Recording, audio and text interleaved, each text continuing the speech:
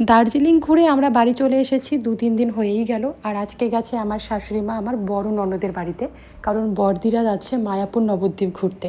তাই মা 1 সপ্তাহ মতো বড়দিদের বাড়িতে থাকবে।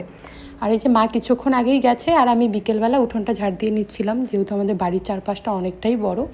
ঘরটা ঝাড় দিয়ে, উঠোন ঝাড় দিয়ে আমার খুব গরম লেগে গেছে, স্নান করে নিলাম। এরপর চলে যাব আমি সন্ধ্যা দিতে। সবার ফার্স্ট ঠাকুরের চরণ থেকে এবং আসন থেকে আমি ফুলগুলোকে তুলে নিলাম। এরপর আমি সন্ধ্যাটা দিয়ে নেব। আর সন্ধ্যা দেওয়ার সময় ভিডিও করতে পারিনি, কারণ খুব তাড়াতাড়ি সন্ধ্যাটা দিচ্ছিলাম। আর বাবু তো আমাকে ছাড়া একদমই থাকতে চায় না, খুবই চাপ হয়ে যায় ওকে সামলিয়ে আমার কাজ করা। তো প্রত্যেকটা ঘরে ঘরে আমি সন্ধ্যাবাতি দেখিয়ে দিচ্ছিলাম, আর হালকা একটু ভিডিওটাও করে নিলাম, কারণ তোমাদের সঙ্গে তো শেয়ার করব কিভাবে দিনগুলো কাটছে। ষোলোতে এসিটা চালিয়ে ঠান্ডা হয়ে নিলাম। আর ছেলে এখন আমার খুব লেখাপড়া করতে চায়, এবিসিডি বলাও শিখে গেছে। বাবু তো এবিসিডি লিখতে পারে না, এমনি কলম দিয়ে দাগ টানে। তারপর আমি চলে আসলাম রাতের খাবার বানাতে। রুটি বানিয়ে নিলাম, আর সকালেই বানিয়ে রেখেছিলাম আলুর দম, সাথে ছিল আম দুধ।